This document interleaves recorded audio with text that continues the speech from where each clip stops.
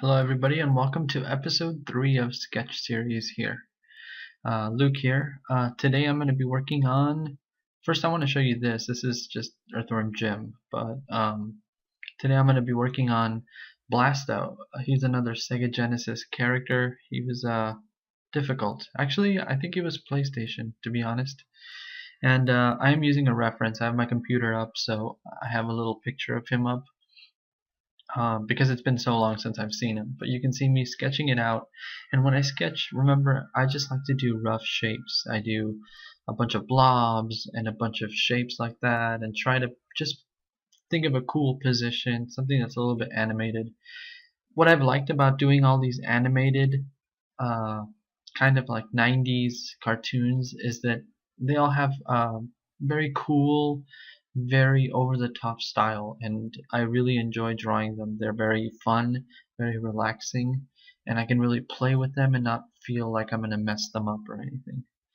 So again, after I do a rough sketch, I use that as my guidelines, more or less, and then with a multiliner, just a simple 0.3 multiliner, I draw in all the lines at the same length, same width, same, I guess, thickness, I guess you would say.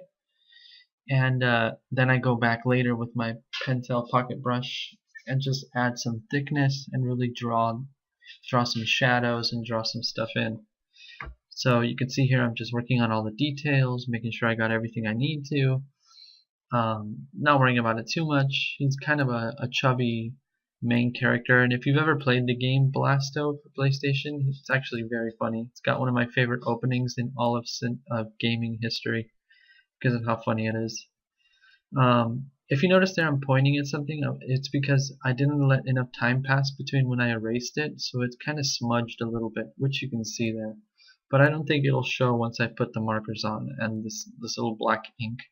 So it's not a big deal. Plus, this is my sketchbook, so it's okay. If it was a commission, I would let more time settle between when I ink it and when I actually start doing other things. So here I am coming in with my Pentel pocket brush, and I'm going to lay down some flat colors. I'm going to do things a little bit differently in this video. I'm going to lay down flat blacks, um, not worry about lighting so much. And then when I come in with my Copics after, I'm also going to lay down stuff that's pretty flat. As you can see, I'm working a little bit nicer with my thick and thins with my pocket brush. You can kind of see the thick and thin lines kind of nicely there. It gives it a very cool liveliness to it. It's hard to explain, but I really enjoy it. It's very fun, even though it's extremely difficult to control. But I'm terrible at that. So you can see here, I kind of have it all roughed out more or less, and I'm going to throw in, before I start my Copics or my markers, I'm going to throw in a triangular shape in the back there. You can kind of see me working it out. As you can see, I'm running it along the arm, and that kind of bothers me, but I try different positions a little bit just to make sure it's not running too close or too far into the page, a border or anything. It takes a little bit of practice, but once you get it, you just don't want one of your lines to intersect uh, a key position, like where the elbow hits. I don't want the line to hit there. Does that make sense? I hope that makes sense. Now I'm coming in with my markers here, and I have the images up there so you can see what I'm using. And I'm kind of, like I said, laying them out pretty flat. You can see that I'm doing the hard reflected light on one side, on my right side there.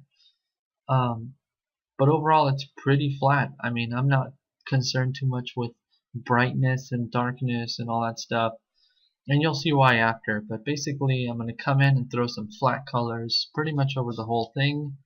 And I like to work in pieces, so I'm going to work on the suit first, finish the suit, and then work on everything else. So you can see there I added some pink, and that kind of just to push the red marker around a little bit. And now I'm going to be using my Prismacolor grays to kind of add some darkness to the boots and to the pants and to the gun. And you can kind of see me working it a little bit, working the pants there a little bit, just to add a little bit more shadow and dimension to it, really make those things pop. Then I switch over to the hair while everything else dries, and I like to do a two-tone hair for that blonde look. And then one thing about those Prismacolors is that the thin side of the brush is really bad. And now I'm going to go in with my skin tone. I'm using just 2 shades today, and pretty simple. I'm keeping it really simple for the sketch. Probably took me 20 minutes to do. Again, I speed these up for the video, but they're not that long. And now I'm going to come in with a lighter gray on top of the red, and as you can see, I'm really drawing out those shapes and kind of gives it a nice form, a nice touch, and I really dig that. And now for the background, I decided to go with the color that's on him, but not very accented. So the blonde hair sticks out a little bit, so I thought if I put this little yellow in the background, it would kind of be nice. I kind of messed up on that triangle though, because it hits his arm, on his right arm, a little bit too much. So I didn't like that. And now I'm going to come in with my jelly roller and just kind of add some brightness to the eyes, the teeth, some glimmer, and a little bit of glimmer on the leather cowl and belt. And that'll pretty much finish off this drawing.